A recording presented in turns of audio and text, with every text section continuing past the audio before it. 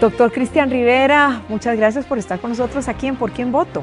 Un honor, Glenda, muy gentil y muy amable por esta oportunidad. ¿Se imaginaba ese niño cuando estudiaba en la escuela de Atillo? ¿Cómo se llamaba la escuela? Escuela Atillo 2. Atillo 2, que dentro de sus aspiraciones estaba en la presidencia de Costa Rica. ¿O cómo fue eso? Bueno, en ese momento lo que pasaba por la mente de ese pequeño era la excelencia en la escuela, seguir la guía de maestras que inculcaron todo un deseo indescriptible por salir adelante, siempre retándolo porque el nivel de hiperactividad que yo tenía era indescriptible. Pero además de eso, disfrutando una niñez con todas las características también que eso tenía en el barrio. Para nadie es un secreto que todavía hoy crecer en los barrios del sur es muy desafiante. Y no, en ese momento pues las ilusiones de ese pequeño pues se encontraban en otras direcciones. Pero Glenda, Costa Rica es un país maravilloso. Algunas personas hablan del sueño americano, pero es hora que nosotros comencemos a caminar también sobre el sueño tico, porque si uno se devolviera en el tiempo y tuviera tener la oportunidad de conversar con ese pequeño y decirle, tranquilo, todo va a estar bien, lo vamos a lograr. Podrá haber momentos difíciles, podrá haber momentos muy complejos. ¿Fueron momentos difíciles? Creció en un hogar disfuncional, usted mismo ha contado su historia, con un papá que pues era enfermo alcohólico. Sí, la realidad que yo viví de pequeño es la realidad que se encuentra presente en muchos hogares costarricenses, que enfrentan sus padres dificultades constantes, tanto económicas como situaciones personales tan desafiantes como esas que yo tuve. Sin embargo, siempre hay una luz de esperanza ahí, Glenda, y es precisamente lo que a uno lo mueve para seguir adelante, no solamente en la resiliencia, que es esa posibilidad de aprender de todos esos momentos difíciles, sino que siempre existen personas, situaciones o acontecimientos que en medio de esas dificultades hacen que levanté la mirada y diga, seguimos para adelante. La figura de mi madre es ese bastión, es ese mástil fuerte, poderoso, que genera guía, tanto por la personalidad como por lo que ella ¿Cómo era lograba. la vida de su mamá? Mi madre siempre fue una mujer muy trabajadora, de hecho, muy comprometida con las personas en la comunidad. De hecho, cuando vamos al barrio, de mí lo que dicen es el hijo de Marbet.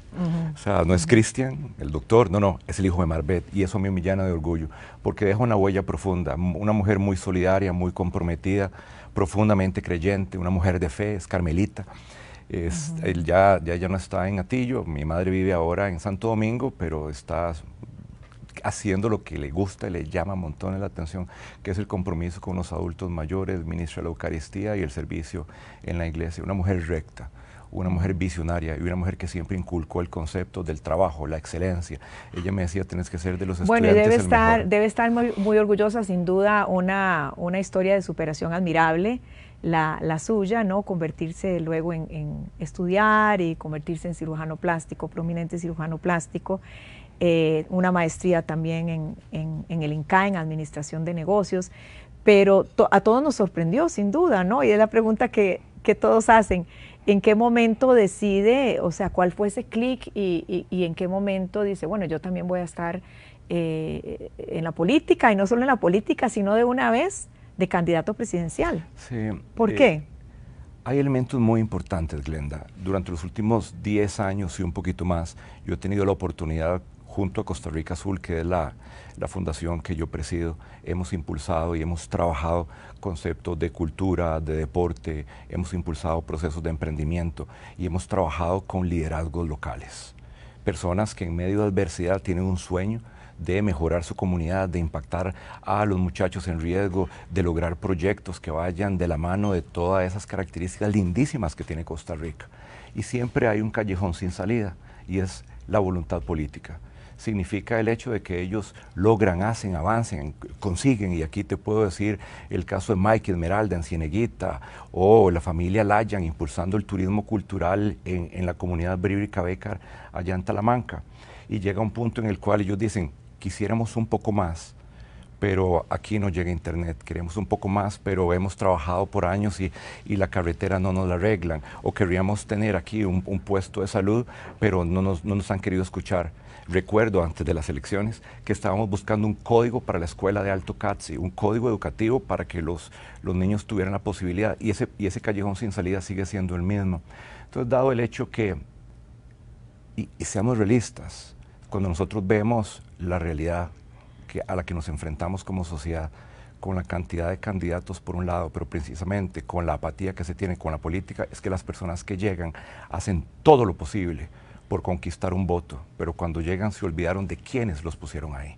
Entonces ese concepto de voluntad política, pero trabajo por 10 años, es lo que hace que uno dé un paso al frente. ¿Y cuál es la experiencia que se necesita para llegar a la presidencia? La experiencia tiene que ser aquello que garantiza que usted durante tanto tiempo no solamente ha tenido un compromiso, ha tenido una actividad, ha escuchado y ha realizado, pero además de eso reconoce en el liderazgo, en las diferentes comunidades, personas que saben qué es lo que se necesita, saben cómo hacerlo, pero lo único que se requiere es que el clic de la ausencia de voluntad política sencillamente se dé. Cuando nosotros hablamos, y lo hemos escuchado mucho, el concepto, y básicamente de uno de los candidatos, ¿verdad? Ser muy insistentes con el concepto de experiencia. Esa experiencia que ha llevado a Costa Rica a tener más de un 20% de pobreza, que ha tenido una deserción escolar, eso que nos lleva a nosotros a estar viviendo de fiado, esa no es la experiencia que queremos, esa es la experiencia de la que vamos a aprender y en resiliencia. ¿Cómo plantea Cristian Rivera cambiar eso? Exactamente cómo. Nosotros tenemos claro que existen mecanismos que debemos implementar en el corto plazo para que esto camine, pero no surgen de la nada, deberían estar caminando en este momento. El punto número 1 es lo que tiene que ver con un gobierno digital y abierto, Glenda. Esto teóricamente debería ser una política pública y tener 10 años de experiencia, pero no son plataformas electrónicas donde se pueden ver las licitaciones. No, un gobierno digital y abierto, seguir los pasos y las buenas prácticas de países que lo han logrado. Y eso les ha permitido que su crecimiento en términos económicos sea muy significativo. Tomemos el caso de Estonia, que es el marco de referencia. El crecimiento económico de ellos es de 2 puntos por encima de la línea de base a partir de que fueron incrementando lo que tenía que ver con el gobierno digital. Hoy el 99% de los trámites que llevan a cabo ellos son digitales y la participación es de más del 95% de la población. Se excluye quizás la población adulta mayor, a quien ya le costó quizás muchísimo poder tomar esto, pero estamos hablando de personas por encima de los 70 años también. Pero además de eso, lograron disminuir todas las pérdidas que se generaban por la corrupción, que es uno de los problemas más importantes que tenemos nosotros, porque un gobierno digital y abierto, como deberíamos de tener ya hoy nosotros 10 años de evolución en ese término, les permite optimizar y generar eficiencia sin que haya fricción. Pero ve qué interesante, es algo que a mí me mueve muchísimo. A partir de la digitalización en todos los procesos locales y el gobierno central, los ciudadanos de Estonia lograron ganarse 2 semanas de calidad de vida, lo que significa que si usted suma todo el tiempo que usted invierte o gasta haciendo fila en la municipalidad o en alguna institución de gobierno y se suma todas esas horas, resulta que se le dan 2 semanas. Eso sería lo ideal. No, no es lo ideal, es una realidad latente. ¿Y cómo, digamos, queda Cristian Rivera hoy? ¿Cómo a partir de mañana se puede empezar el proceso para dar para esa transformación? Una declaratoria de interés nacional, de interés público de los procesos de digitalización. Nosotros ya deberíamos estar avanzando con la Hacienda Digital, pero es un proyecto que ha tenido 10 años de estar allí. Además de eso, una declaratoria de interés público de lo que tiene que ver de la apertura de los procesos de emprendimiento para que nosotros de forma progresiva vayamos introduciendo a 200,000 emprendedores que desean estar en formalidad y no pueden, pero con una plataforma digital trabajando de la mano con los gobiernos locales. Cuéntenos, doctor Rivera, ¿en qué momento? Porque yo me imagino que a través también de la fundación, como usted decía, de conocer esa realidad, quizá le pasó por la mente, yo quisiera incursionar en la política, pero ¿cuál fue ese momento de decisión? ¿Dónde estaba? ¿Qué pasó? ¿Cómo fue? Cuando se hace la inauguración del centro de convenciones sucede algo que es muy interesante, se me acerca... Eso fue hace unos 3 años, ¿no? Sí, por ahí. Ajá. Se acerca el socio director de una de las, de Deloitte en aquel entonces y me dice, Cristian, ya, déjate ese apostolado azul tuyo y dedícate únicamente a los negocios. Ya eso no va, esa cosa tuya de hablar de salud y bienestar. Glenda, y nos llegó una pandemia. Y todo lo que nosotros hemos trabajado durante los últimos 10 años, de hablar de desarrollo inclusivo, de poblaciones indígenas, de la población adulto mayor, de lo que tiene que ver del rol de desarrollo de la persona con discapacidad, de lo que tenía que ver con la diversificación de la oferta turística, de lo que tenía que ver con los alimentos orgánicos, con el valor de la cultura, con el valor del deporte, el entretenimiento, la calidad de vida. Súbitamente todo eso que habíamos hablado por 10 años pasa a ser importante por un evento inesperado. ¿Qué es lo que sucede? Es fundamental que nosotros pensemos diferente para obtener resultados diferentes, que nosotros nos detengamos un momento para creérnosla y ver desde adentro la fascinación con que nosotros nos ven desde afuera. Y así fue como usted se la creyó, entonces, no, ¿cómo fue? Va mucho más allá que eso, no es un asunto que se limita a eso, sino es que hay una línea conductual durante 10 años donde se visualizan un conjunto de oportunidades, pero que tristemente, desde la perspectiva disonante, que es la manera de hacer siempre las cosas, no hay posibilidad de visualizar un conjunto de oportunidades que están allí. Entonces, si el hecho de participar, porque soy un ciudadano costarricense y tenemos la democracia más antigua de América Latina, que me da las posibilidades de tener este escenario y poder expresar ideas, poder expresar no solamente las ideas, sino lo que son los proyectos en marcha. Y desde o sea, esa eso ya venía usted procesándolo, repasando la idea, o cuándo... No, el elemento de una injerencia directa en la política llega, podríamos decir que en los últimos, tal vez menos de 2 años. 2 años fue. Porque coincide mucho con todo este proceso, con todo este proceso 2 años, pero fue solito, alguien se lo dijo, ¿cómo fue exactamente? ¿Que alguien se lo sugirió? Creo yo que de una u otra forma a lo largo de estos 10 años donde uno ha sido tan apasionado con los temas de desarrollo y con temas muy particulares, se sale tanto de lo que se podría esperar de alguien que teóricamente tiene su nicho profesional y su éxito empresarial, y entonces inmediatamente lo que te dicen es eso suena diputado o eso suena presidente, o qué lástima que eso no está en un plan de desarrollo, qué lindo sería si los gobiernos locales pensaran en eso. Y entonces es esta posibilidad, un escenario quizás un escenario democrático, un escenario de posibilidad donde nosotros podemos decir, ok, aquí hay un conjunto de planteamientos o tendríamos una posibilidad si entramos en esto. Sin embargo, hay una doble cara en esa moneda, porque por un lado decir, qué interesante, qué lindo, qué apasionante poder hablar de un modelo de desarrollo para Costa Rica donde la educación vuelva a ser lo que me permitió estar aquí, Glenda, donde la calidad educativa sea lo que me permitió estar aquí. Sí, eso definitivamente. Entonces, pero si para eso hay que dar este paso al frente y reconocer que es con valentía, con determinación, donde se reconoce la capacidad, pero principalmente la carta de presentación de lo que se ha hecho por Costa Rica en los últimos 10 años, entonces hay que hacerlo. Pero también tiene la otra cara de la moneda, que es volver absolutamente público y generar vulnerabilidad tanto para uno como para la familia, como para las personas cercanas, como para los pacientes, para las personas que lo quieren a uno, porque todos saben de que la política en este país no es necesariamente lo que soñamos que debería ser, y es acción. No, entonces lo que soñamos es que la gran mayoría, y por eso estamos en este programa, ¿Por quién voto?, la gran mayoría pues está desencantada con la política, y no solo en Costa Rica, ¿no? Solo el 15% cree en los políticos. ¿Cuál sería, Cristian, el criterio para escoger a su equipo? Compromiso, dedicación, trayectoria en campos muy particulares, completamente técnicos. ¿Ya tiene algunas ideas? Bueno, obviamente es prematuro, pero digamos, usted ha tenido contactos en ciertas áreas con alguien que podría... Sí, un elemento que para mí es fundamental y es un muy buen punto de referencia. Es una persona muy cercana, economista del Banco Central, y te lo voy a decir por qué. Voy a plantearte 2 ejemplos de personas que han estado muy cerca y que tienen ese perfil de lo que yo quiero para que me acompañen. 1, Banco Central, todo lo que tiene que ver con la parte de nuevas modalidades de inversión en fondos verdes. Y lo que hablábamos nosotros cuando conversábamos acerca de esto, ni siquiera había pasado el COP26, y hablábamos de cómo nosotros podíamos generar elementos de emisión de deuda baratos que estuvieran por el rango del 3 o 4%, pero además de eso con la trayectoria que tenemos nosotros, y que nos paguen por algo que ya venimos haciendo bien, donde el mundo apenas comienza a abrir los ojos respecto a los procesos, o no abrir los ojos, sino a generar el impacto real de lo que podría ser las inversiones en estos campos para generar sostenibilidad de la mano de desarrollo económico. Y el mejor ejemplo es Costa Rica. La ironía es que al Banco Central llaman por lo menos cada 15 o 22 días preguntando si existen mecanismos de inversión de esta naturaleza y la respuesta es no. Y nosotros tenemos vencimiento de deuda que puede llegar hasta el 8, 9, 10 y hasta 11%. Paradoja. Dos, otro punto que me interesa a mí muchísimo es ese detalle técnico, y también está la persona que es quien ha modelado los procesos de inversión, de riesgo y banca para desarrollo. ¿Y por qué eso es importante para mí?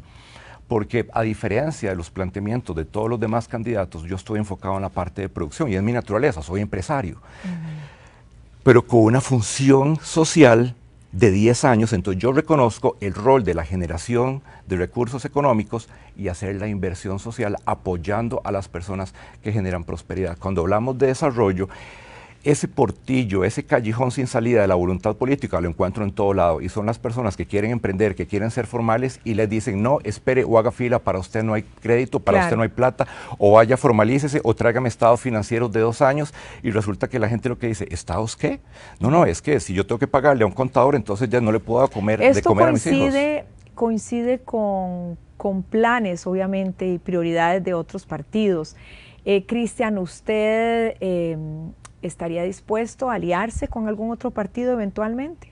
¿Con algún otro candidato? ¿Lo ha pensado, lo ha repasado, lo ha conversado, y con quién? Nosotros somos Alianza Demócrata Cristiana. Nosotros somos como tal una alianza que de cara a las elecciones estamos invitando a aquellos candidatos de aquellos partidos que tengan claro el rol de un gobierno digital, la preponderancia y el valor de la persona, y que la persona sea esa columna vertebral, ese tornillo de centro, ese motor fundamental de la decisión de todo proceso político, de toda decisión económica, para que se alíen a nosotros, para que hagamos una realidad. Y es que Costa Rica no solamente alcance la prosperidad, sino prosperidad con solidaridad. Yo me imagino que de cierta manera, para una persona como usted, un cirujano tan prominente, es como estar en una operación, bueno, no se puede comparar, pero quería preguntarle, en el quirófano, me imagino que ha habido momentos muy difíciles también, donde han tenido que enfrentar situaciones inesperadas en un quirófano.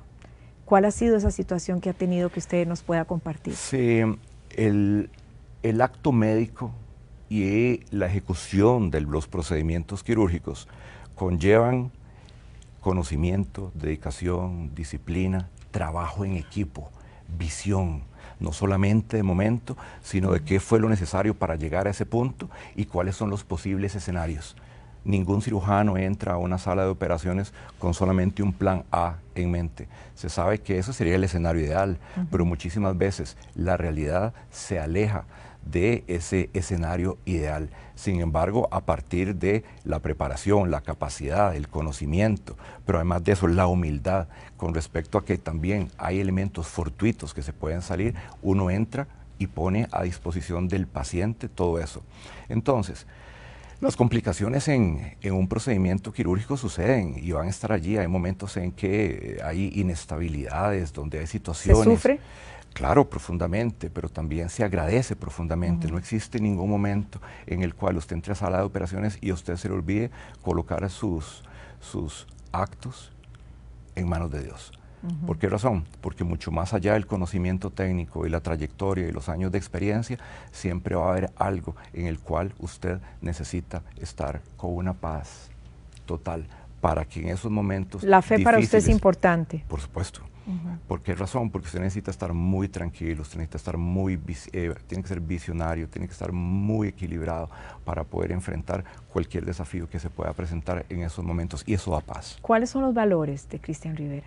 Perseverancia, disciplina, compromiso, honestidad, capacidad. Bueno, y le ha tocado, estábamos hablando antes de comenzar fuera de cámara, que tiene 2 hijos, y cuando su hija mayor tenía 12 años, pues él le tocó ser papá soltero, hacerse cargo de sus hijos. ¿Cómo fue? Ahora ya su hija mayor tiene 21 años, ¿no? Sí, esos pequeños son increíbles, son el motor de mi vida. Valeria es noble, es dedicada, es súper estudiosa.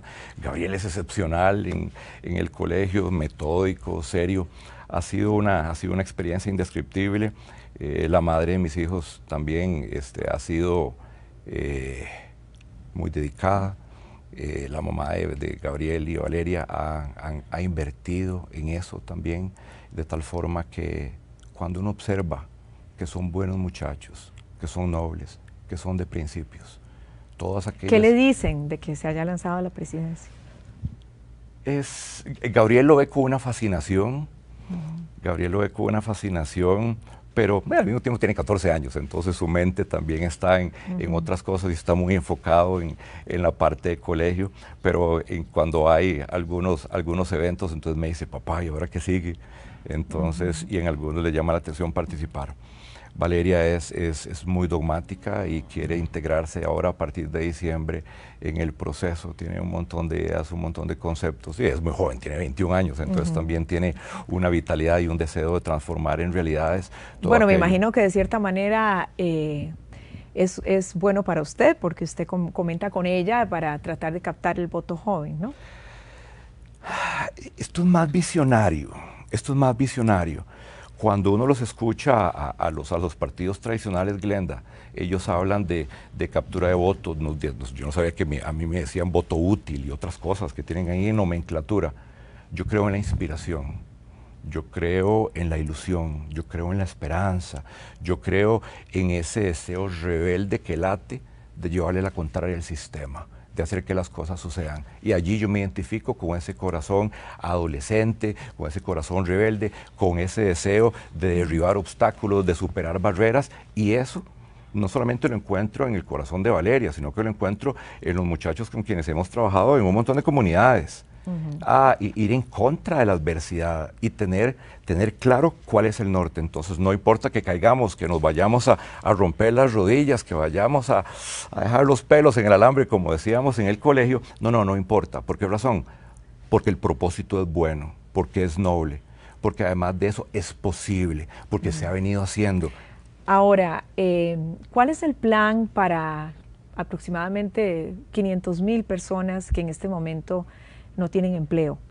¿Cuál es exactamente la dirección en un eventual gobierno, Cristian, suyo?